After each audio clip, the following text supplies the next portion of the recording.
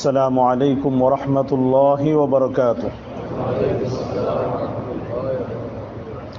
الحمد لله رب العالمين، والصلاة والسلام على سيد الأنبياء والمرسلين وعلى آله وصحبه أجمعين ومن تبعهم بإحسان إلى يوم الدين. أما بعد، فأعوذ بالله من الشيطان الرجيم. بسم الله الرحمن الرحيم.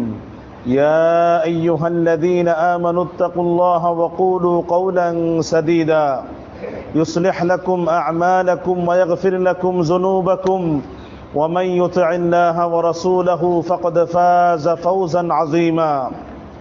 وقال تعالى: يا أيها الذين آمنوا اتقوا الله وكونوا مع الصادقين. وقال تعالى: يا أيها الذين آمنوا اتقوا الله ولتنظر نفس ما قدمت لغد واتقوا الله إن الله خبير بما تعملون. وقال رسول الله صلى الله عليه وسلم: لا يؤمن أحدكم حتى أكون أحب إليه من والده وولده والناس أجمعين. وقال عليه الصلاة والسلام: اتقوا الله في النساء فإنهم أخذتموهن بأمان الله واستحللتم فروجهن بكلمات الله.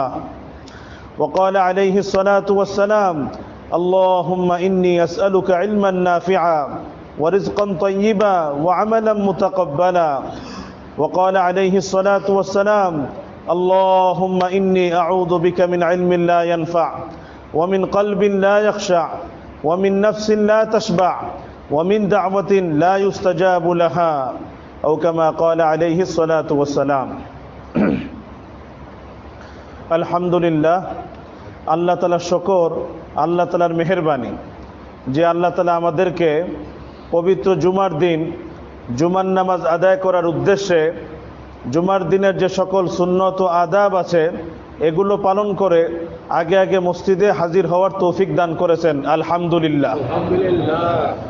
জুমার দিনের সকল সুন্নত ও আদাব পালন করে আগে আগে মসজিদে হাজির হওয়া, উপস্থিত হওয়া, এটা বহুত বড় সাআদাত, বহুত বড় সৌভাগ্যের বিষয়, বহুত বড় ফজিলত এবং বহুত বড় মর্যাদার বিষয়।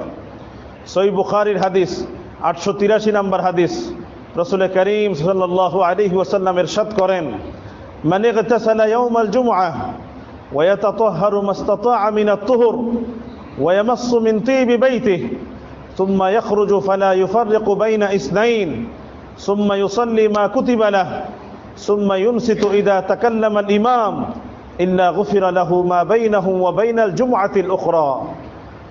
রাসূল করিম সাল্লাল্লাহু আলাইহি ওয়াসাল্লাম ইরশাদ করেন, যে ব্যক্তি জুমার দিন গোসল করে, যে ব্যক্তি জুমার দিন গোসল করে, ভালোভাবে পবিত্র হয়, পরিচ্ছন্ন হয়, ঘরের মধ্যে যদি আতর থাকে, খুশবু থাকে, সেটাকে ব্যবহার করে, তারপর এমন অবস্থায় মসজিদে আসে যে সে মসজিদে এসে কারো জন্য কষ্টের কারণ হয় না।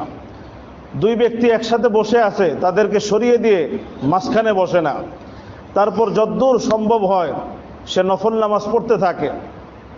অতঃপর যখন ইমাম খুতবা শুরু করে মনোযোগ দিয়ে শ্রবণ করে এবং নীরব থাকে। তা আল্লাহ রাসূল সাল্লাল্লাহু আলাইহি ওয়াসাল্লাম বলেন, যে ব্যক্তি জুমার দিনে আমলগুলো করে, গুফিরা লাহু মা বাইনাহু ওয়া বাইনাল জুমআতিল উখরা, এই জুমা থেকে নিয়ে বিগত জুমা পর্যন্ত যত গুনাহ হয়ে থাকে আল্লাহ তাআলা সমস্ত গুনাহকে মাফ করে দেন। এই জন্য আল্লাহ তাআলা আমাদেরকে জুমার দিনের এই সকল সুন্নত ও আদাব পালন করে আগে আগে মসজিদে হাজির হওয়ার তৌফিক দান করেছেন। দিল থেকে আমরা শুকর আদায় করি, আলহামদুলিল্লাহ। اللهم ما أصبح بي من نعمة أو بأحد من خلقك فمنك وحدك لا شريك لك فلك الحمد ولك الشكر. আজকে আমরা একটি গুরুত্বপূর্ণ বিষয় নিয়ে আলোচনা করব ইনশাআল্লাহ। বিগত সপ্তাহে অনেকের আবেদনের প্রেক্ষিতে যেহেতু আল্লাহ তাআলা কয়েকটা জায়গা সফর করার তৌফিক দান করেছেন, তো আমরা তার কিছু অংশ আমরা শোনানো শুরু করেছিলাম। তো যেহেতু শুরু করা হয়েছিল, আজকেও কিছু অংশ শোনানোর চেষ্টা করব ইনশাআল্লাহ। সাথে সাথে আমাদের দেশের প্রেক্ষাপটে আরেকটি গুরুত্বপূর্ণ বিষয় সামনে আছে, এটাকে সামনে রেখে, দুইটা বিষয়কে সামনে রেখেই কিছু জরুরি কথা মুজাকারা করার চেষ্টা করব ইনশাআল্লাহ। আমি সবার কাছে দোয়া চাই, আল্লাহ যেন সহি বলার, সহজভাবে বলার তৌফিক দান করেন।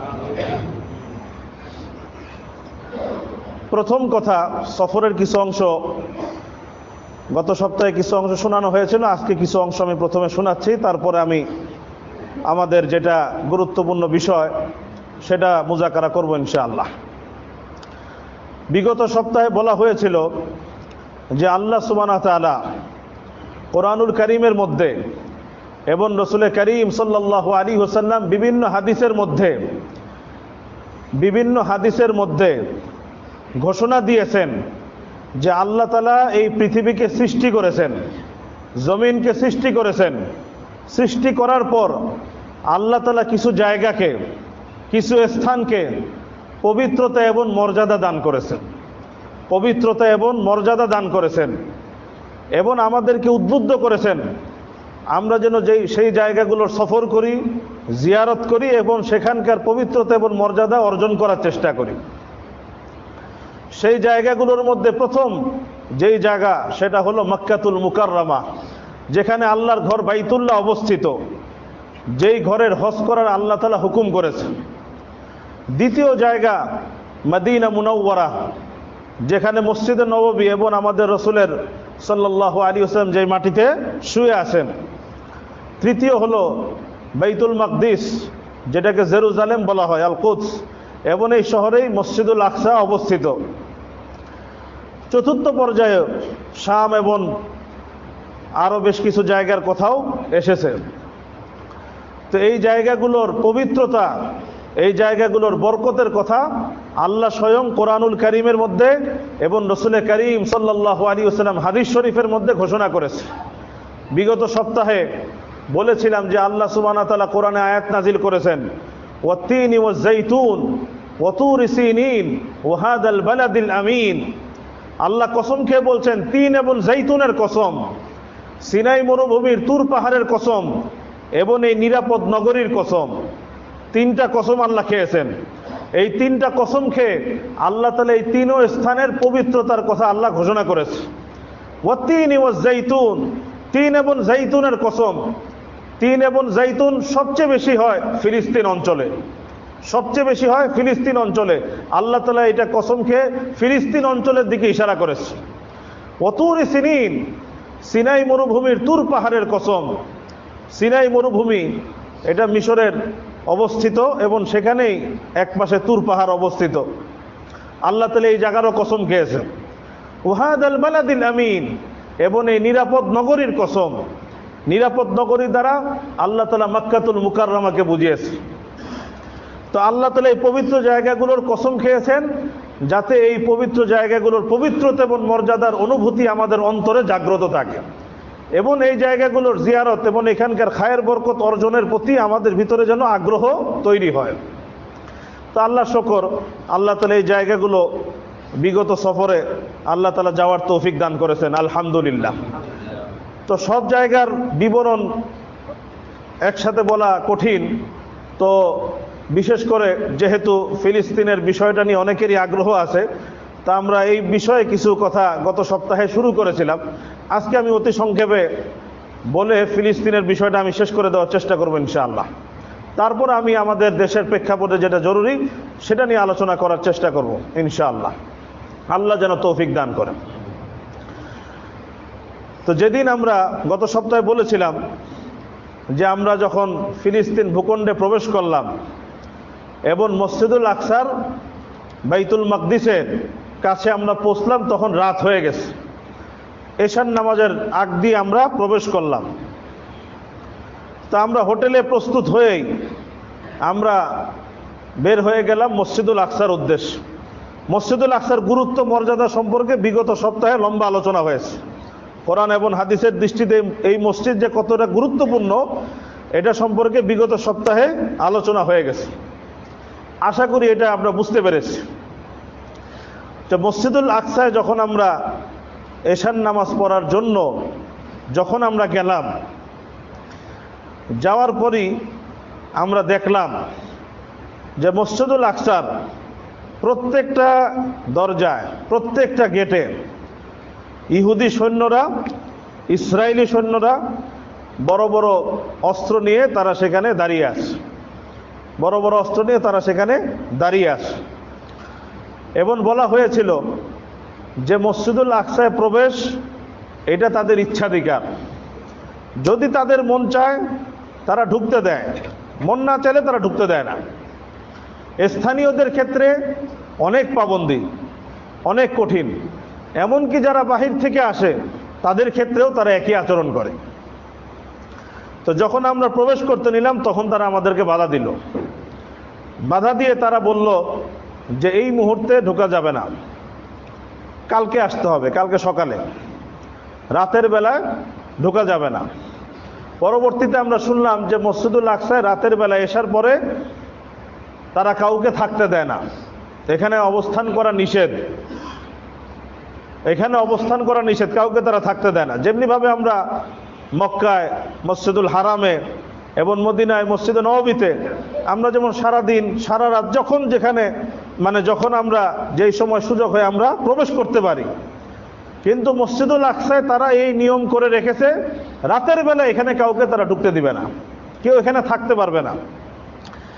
তো যখন আমাদেরকে বলা হলো যে এখন এখানে প্রবেশ নিষেধ, তখন আমরা আর কি করব? ঠিক এই মুহূর্তে মসজিদুল আকসার যিনি দায়িত্বশীল, যিনি মসজিদুল আকসার সব কিছু দেখাশোনা করেন এবং মসজিদুল আকসার গেট লাগানো খোলা যার দায়িত্ব, এই ভাইয়ের নাম সায়রা সুলাইমা, তার সঙ্গে গতকালকে কথা হয়েছে। উনি গতকালকে জানালেন উনি 14 বছর যাবৎ মসজিদুল আকসার খেদমতে আছে, 14 বছর যাবৎ। তো উনি এই মুহূর্তে বের হয়ে আসলেন। তা আমরা আমাদেরকে যখন দেখলেন, আমরা তাকে বললাম যে আমরা এখন আর নামাজ কালাম পড়বো না, ইবাদত করবো না, কিন্তু একটু মসজিদটা ভিতরে একটু আমাদের দেখার ইচ্ছা হচ্ছে। সেই পরিপ্রেক্ষিতে সেই ইহুদি বাহিনীদেরকে অনুরোধ করলো, আমরাও বললাম। তো অনুরোধ করার পরে তারা অনুমতি দেওয়ার আগে আমাদের কিছু সাথী তারা ঢুকে পড়েছে।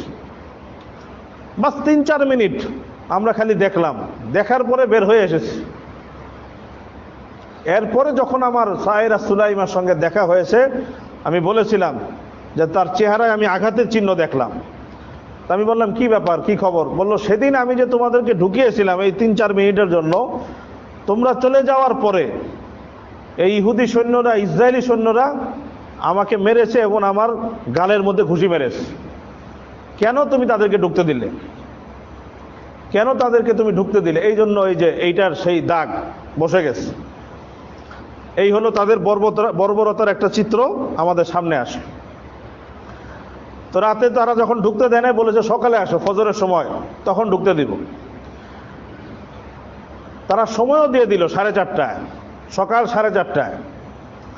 তা আমরা পরের দিন সকালে ফজরের নামাজ পড়ার জন্য সকাল 4:30টায় যখন আবারও গেলাম মসজিদুল আকসার সেই দরজায়, রাতের বেলায় যে তারা ওয়াদা করলো যে সকালে আমাদেরকে 4:30টায় আসো, ঢুকতে দিব, এগুলো সব তারা ভুলে গেছে, সব তারা ভুলে গেছে। বরং রাতের থেকেও আজকের আচরণ আরো কঠিন। আজকে ওই দিন কোনো কথাও বলতে দিবে না, চলে যাও চলে যাও, এখানে ঢোকা যাবে না। শেষ পর্যন্ত আমাদের কোনো কথাই শুনবে না। আমরা অনন্যপায় হয়ে আমরা চিন্তা করলাম তো হোটেলে চলে যাওয়ার কি করব। যখন আমরা রাস্তায় ফিরে আসছি তখন আল্লাহর মেহেরবানিতে এক ফিলিস্তিনি শায়েখের সঙ্গে দেখা হলো, বৃদ্ধ মানুষ, ওনার সঙ্গে দেখা হলো। তো উনি আমাদেরকে দেখেই বুঝেছেন যে আমরা বাহিরে থেকে এসেছি। কি ব্যাপার, তোমরা মসজিদের ভিতরে ঢুকে আবার বের হয়ে আসলা? আমরা বললাম গতকালকে বলল যে আজকে সকাল 4:30টায় ঢুকতে দেবে, তো এখন গেলাম, এখন তো কথাই শুনে না। তো সে উত্তর দিল, তো এদের কাজই তো মিথ্যা কথা বলা, এদের কাজই তো খেয়ানত করা, এরা তো বলে এগুলো বলেই এইভাবে তারা এই আচরণ তো তারা করতেই থাকে। তো তোমরা আমার সঙ্গে আসো, আমি তোমাদেরকে মসজিদুল আকসায় ঢোকানোর ব্যবস্থা করছি। এই ফিলিস্তিনি শায়েখ আমাদেরকে নিয়ে ঘুরতে ঘুরতে ঘুরতে ঘুরতে মসজিদুল আকসার অন্য একটা গেট দিয়ে অবশেষে আল্লাহর মেহেরবানিতে, আল্লাহ শকর, আমাদেরকে মসজিদুল আকসায় ঢুকিয়ে দিল। তা আমরা আল্লাহ শকর মসজিদুল আকসায় ফজরের সময় প্রবেশ করলাম এবং মসজিদুল আকসায় আল্লাহ তাআলা ফজরের নামাজ পড়ার তৌফিক দান করলেন, আলহামদুলিল্লাহ। কিন্তু দুঃখজনক, মক্কাতুল মুকাররমায় আমরা যখন যাই মসজিদুল হারামে, পুরা মসজিদ লোকে লোকারণ্য।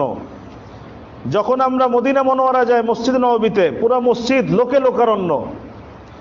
কিন্তু আফসোস, দুঃখের বিষয় হলো, যখন মসজিদুল আকসায় আমরা প্রবেশ করলাম, বিশাল এরিয়া, মসজিদুল আকসার বিশাল এরিয়া, আমরা যখন মসজিদুল আকসার ভিতরে প্রবেশ করলাম মসজিদের মধ্যে, আমরা দেখি একেবারে মসজিদটা মুসল্লি শূন্য, একেবারে মুসল্লি শূন্য।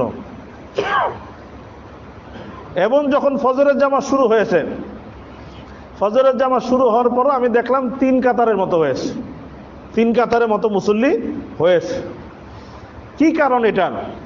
কারণ একটাই, যে এই জায়গাটার নিয়ন্ত্রণ তারা করছে, তারা স্থানীয়দের উপরও যেমন নিষেধাজ্ঞা আরোপ করে রেখেছে, বিভিন্ন রকম বাহিরের উপরও নিষেধাজ্ঞা আরোপ করে রেখেছে, তাদের নিয়ন্ত্রণে রেখেছে বিজয় আজকে এই মসজিদটা এরকম অনাবাদ হয়ে গেছে, এই মসজিদটা এরকম মুসল্লি শূন্য হয়ে গেছে।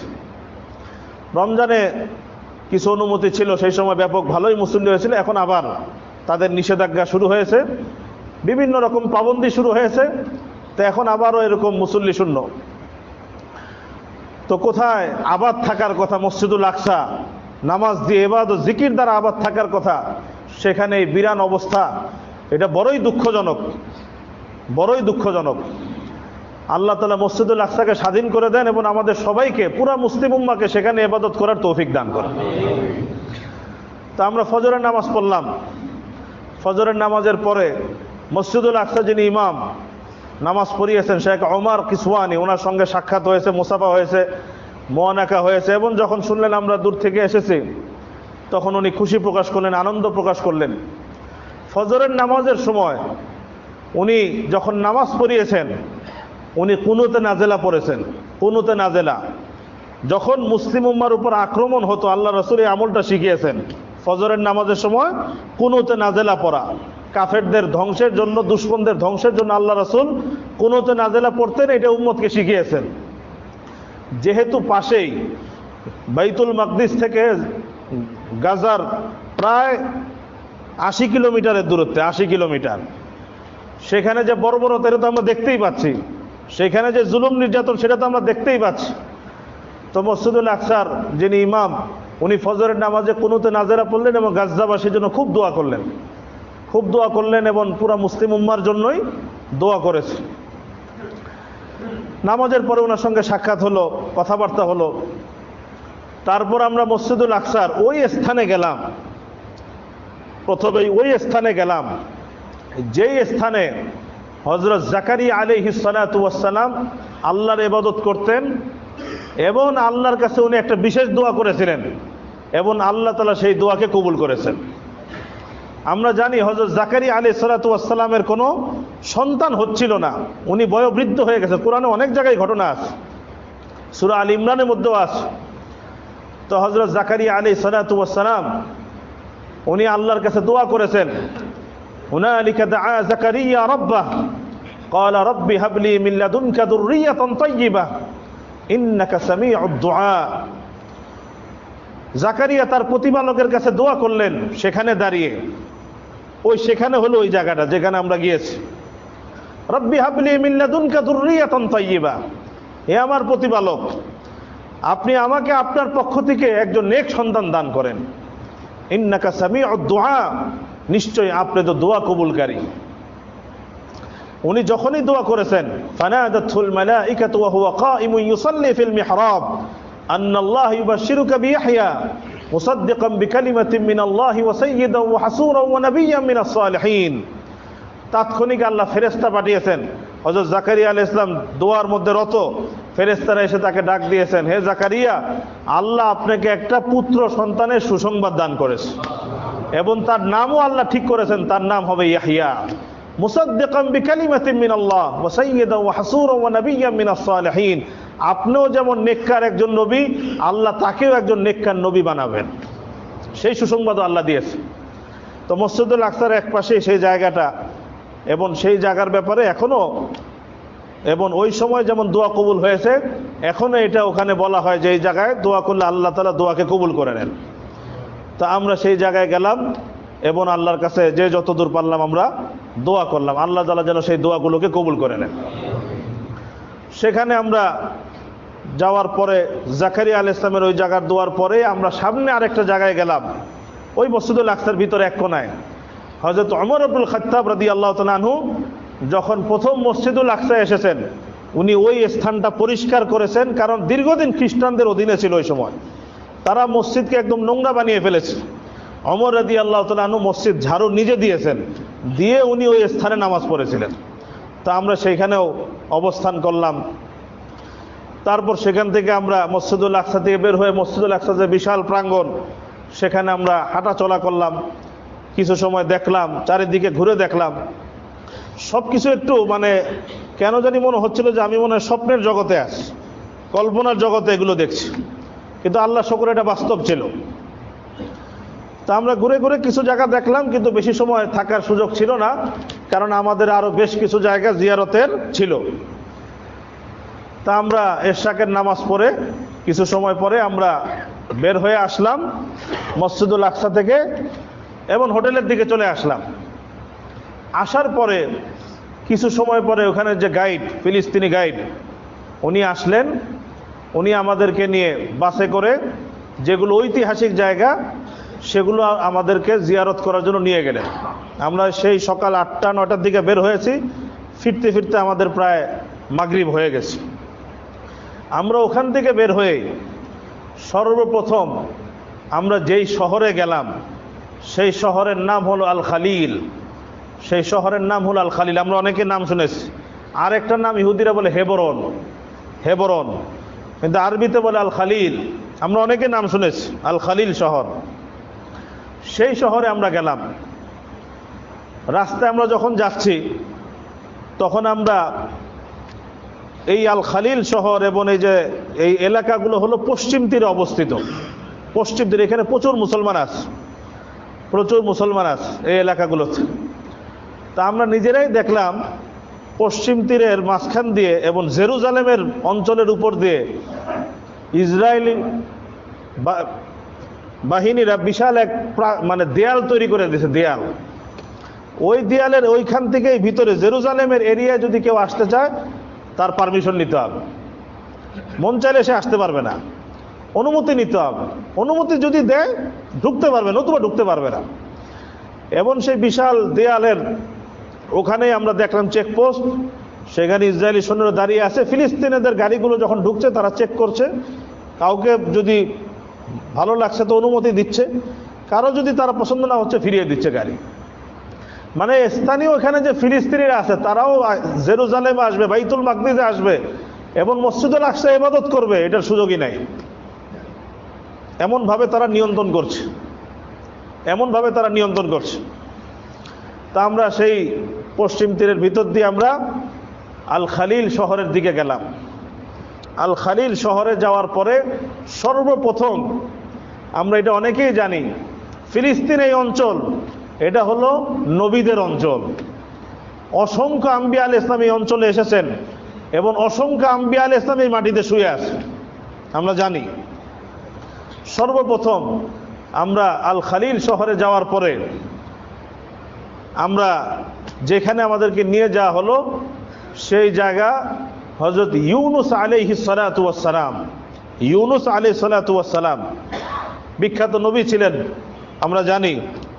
মাছের পেটে উনি গিয়েছিলেন, দোয়া করেছিলেন।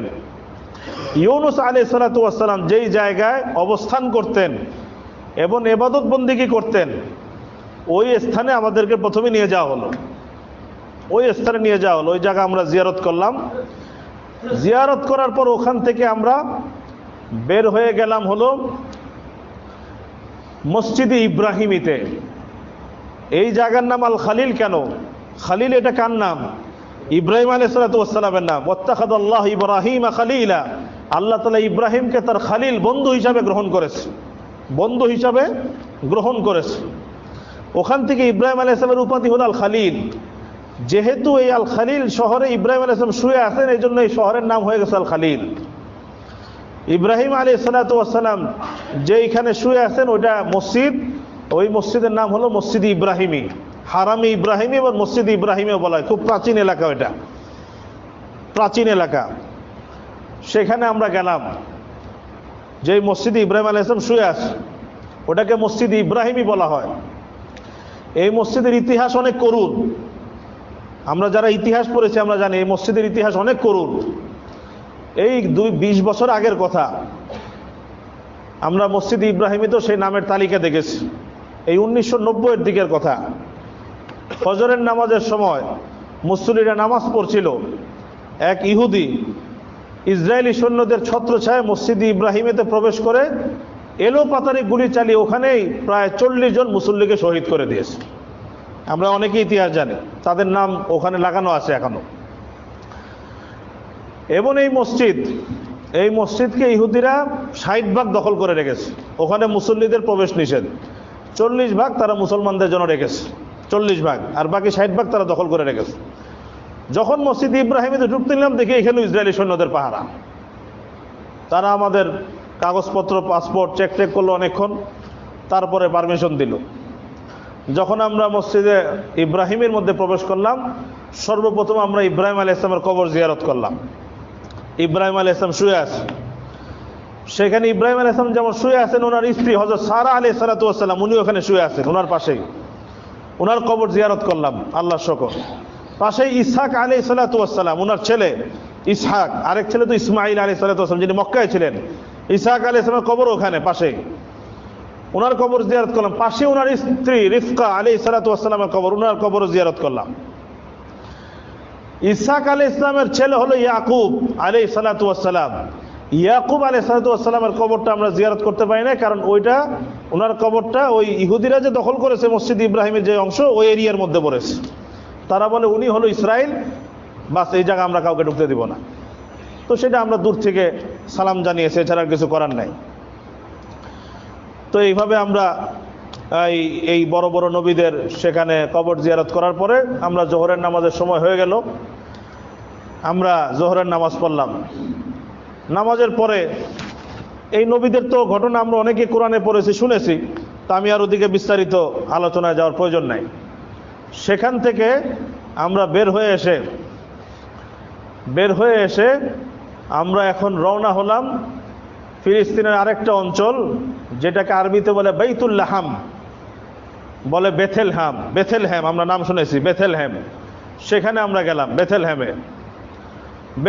ওখানে যাওয়ার পরে হযরত ঈসা আলাইহিস সালাতু ওয়াস সালাম, আমরা জানি যে আল্লাহ তাআলা কুদরতিভাবে আল্লাহ তাআলা ওনাকে সৃষ্টি করেছেন।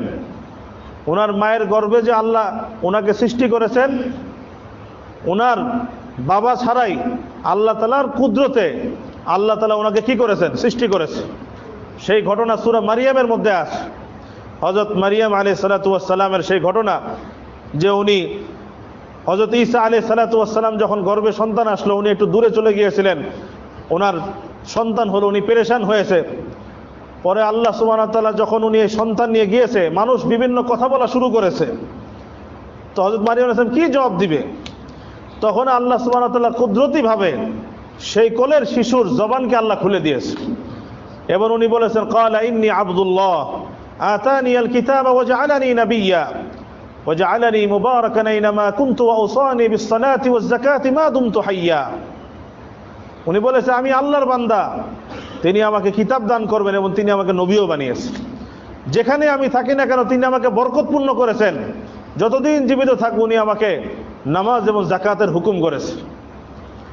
এই যে ঈসা আলাইহিস সালাতু ওয়াস সালাম যেই জায়গায় জন্মগ্রহণ করেছেন সেটা বেথেলহ্যামে অবস্থিত। আমরা সেই জায়গায় গেলাম এবং যেই জায়গায় উনি জন্মগ্রহণ করেছেন সেই জায়গাটা আমরা জিয়ারত করলাম। কিন্তু দুঃখজনক বিষয় হলো সেটা বর্তমানে ওখানে যে খ্রিস্টান যারা আছে তারা ওই জায়গাটা মোটামুটি দেখা যায় তারাই দেখভাল করে। মুসলমানও আছে আশেপাশে, কিন্তু মূল যেখানে ঈসা আলাইহিস সালাম জন্মগ্রহণ করেছে ওখানে তারা চার্চের মতো বানিয়েছে এবং সেটা তাদেরই নিয়ন্ত্রণে।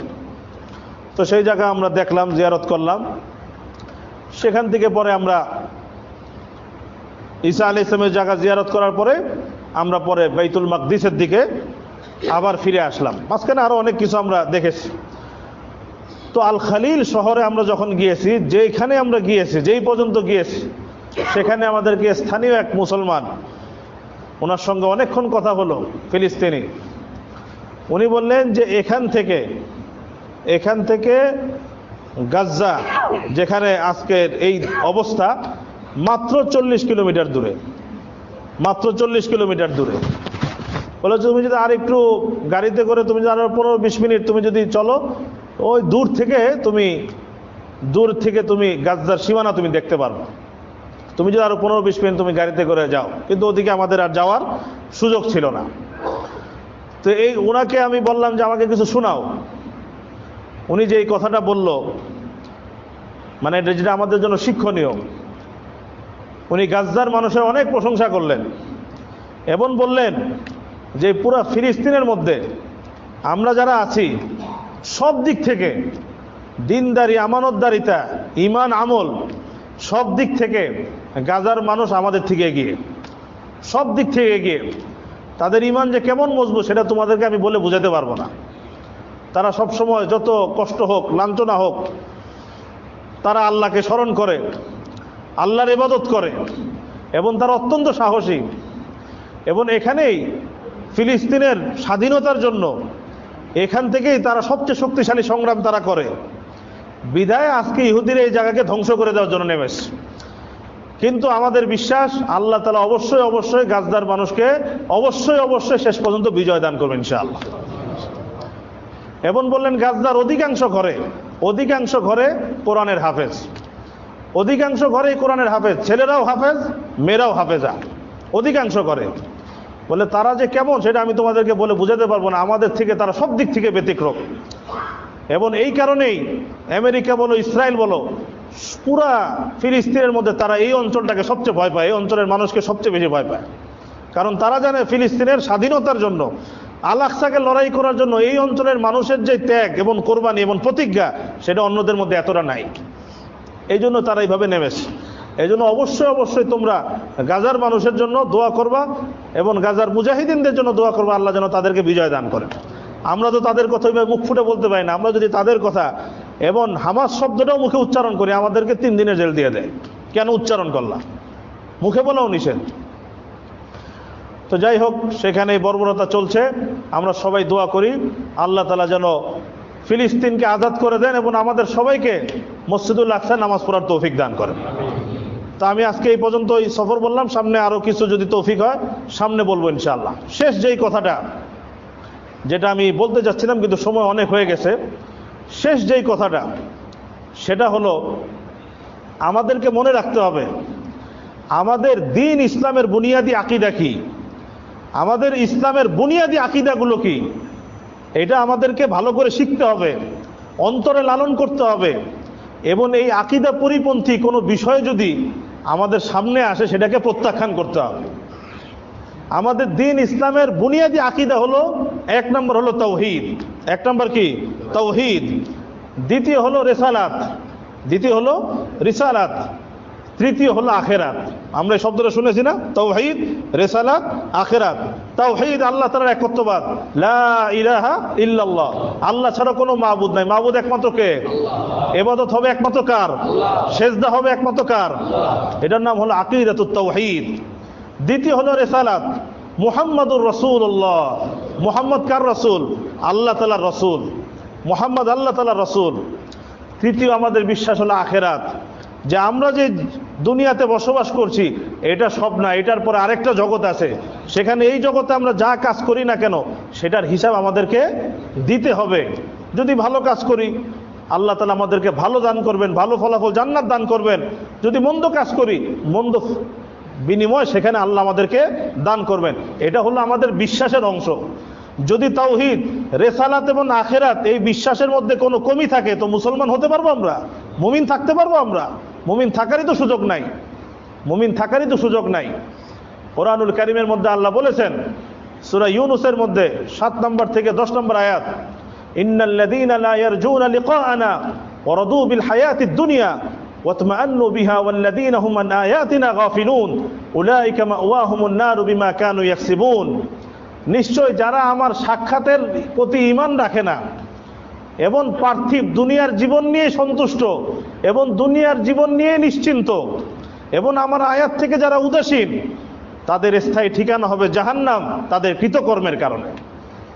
আল্লাহ তাআলা এখানে আখিরাতের প্রতি অবিশ্বাস এবং আখিরাত নিয়ে উদাসীন থাকাকে আল্লাহ তাআলা জাহান্নামে যাওয়ার কারণ বর্ণনা করেছে। কোনো মুসলমান সে আখিরাতের কথা ভুলতে পারে না, আখিরাতের অবিশ্বাস তার অন্তরে থাকতে পারে না, আখিরাতের প্রতি উদাসীনতা তার অন্তরে থাকতে পারে না। সে শুধু দুনিয়া নিয়ে ভাববে, দুনিয়াকে সবকিছু মনে করবে, এটা তো কাফেরদের কাজ। মুসলমান এই চিন্তা চেতনার অধিকারী হতে পারে না, এই চিন্তার অধিকারী হতে পারে না। যেই কথাটা বলা উদ্দেশ্য, যে আমরা জানি আমাদের দেশে এই নারী উন্নয়নের একটা কমিশন গঠন করা হয়েছিল সংস্কারের জন্য।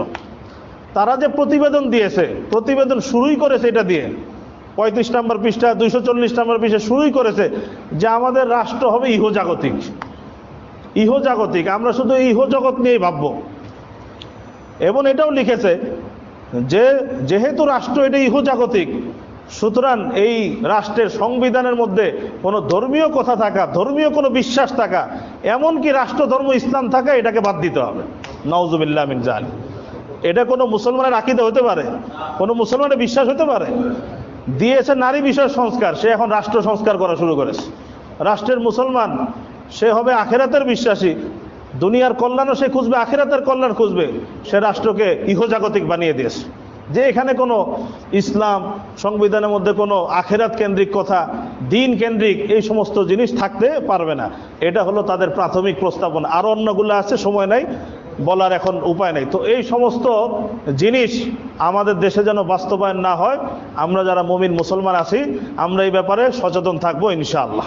আল্লাহ তাআলা যা বলা হলো আমাদের সবাইকে বুঝার এবং আমল করার তৌফিক দান করা। ওয়া আখিরু দাওয়ানা আলহামদুলিল্লাহি রাব্বিল আলামিন। যারা সুন্নাত পড়তে পারে না সুন্নাত পড়ে নেই।